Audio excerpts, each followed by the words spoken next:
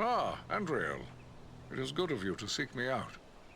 Though I did not say so before, I am most impressed by your skills as a lawmaster, and by the courage you and your companions have shown. Agandar struck me as being older than he appeared. Have you ever encountered him? Well, I know nothing of Agandar himself. I have seen his kind at other times in distant lands. He is likely a black Numenorian, and a master of dark sorceries.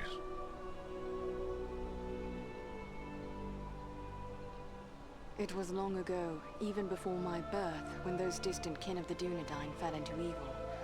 If he comes of that bloodline, he is even more dangerous than I had imagined. Who can say what promises Sauron has made to him? Perhaps even a ring of his own.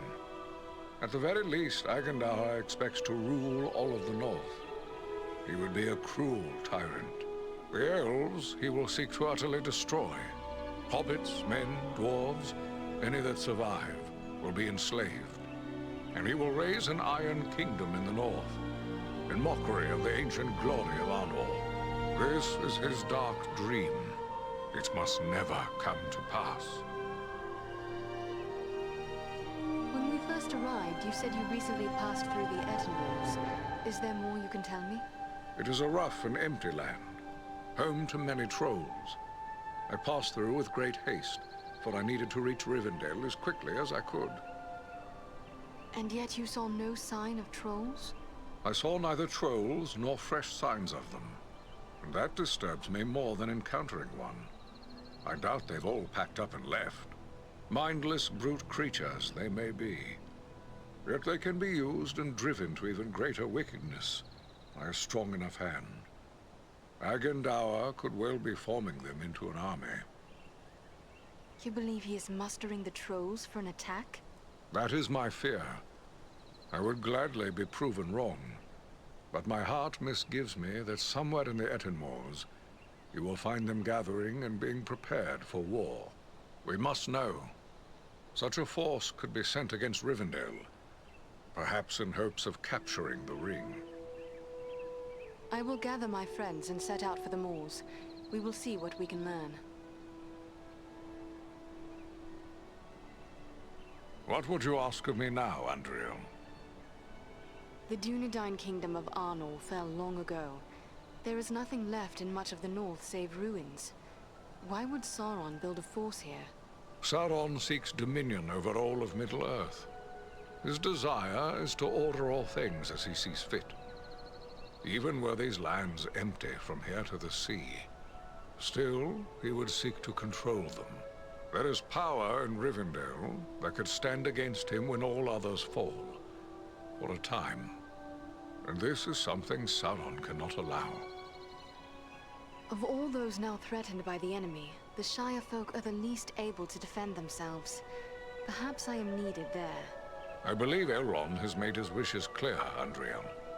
He knows you are needed urgently elsewhere. With the flight of the ring in this direction, the enemy is looking this way, and has forgotten the Shire for now. For now. But eventually his eye will turn once again toward the Shire, as humble as it is. Hobbits as miserable slaves would please him far more than hobbits happy and free. And there is such a thing as malice and revenge. Sauron will leave the final devastation of the Shire to his servant Agandar. And that is yet another reason why you must find him and put an end to his designs. In opposing Agandar, you are defending the Shire. You may have heard that Bellerom aided us at Fornost. Surely we could call upon the Eagles to aid in the matter of the ring. I don't fault you for thinking along those lines. Why not beg a ride from an eagle, fly far out to the west, and drop the ring into the deepest part of the sea? Such ideas were debated at Elrond's council. But there are many things in the deep waters, and seas and lands may change. We cannot think of our time alone. We must destroy this thing forever. Frodo weighs little. Mount him on an eagle and send them straight away to Mount Doom. Indeed. So simple as that. You think so mighty a creature as one of the great eagles could simply waft into Mordor and escape the eye that never sleeps? No, not all the eagles of the Misty Mountains could stand against Sauron and the full power of his ringwraiths. It would be folly. Nor, for that matter, do the great eagles take orders from us. Your pardon, Mithrandir. Of course the wise would have spoken of such things. I merely hoped there would be a better way than sending Frodo to the fire. You have a good heart, and I wish it could be so.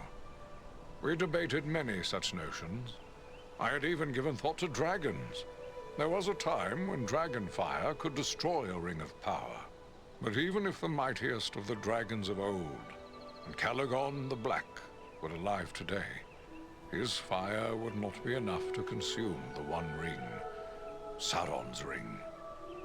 No, there is no other way. Frodo must go to Mount Doom. And you have a foe of your own you must contend with, Agandaur.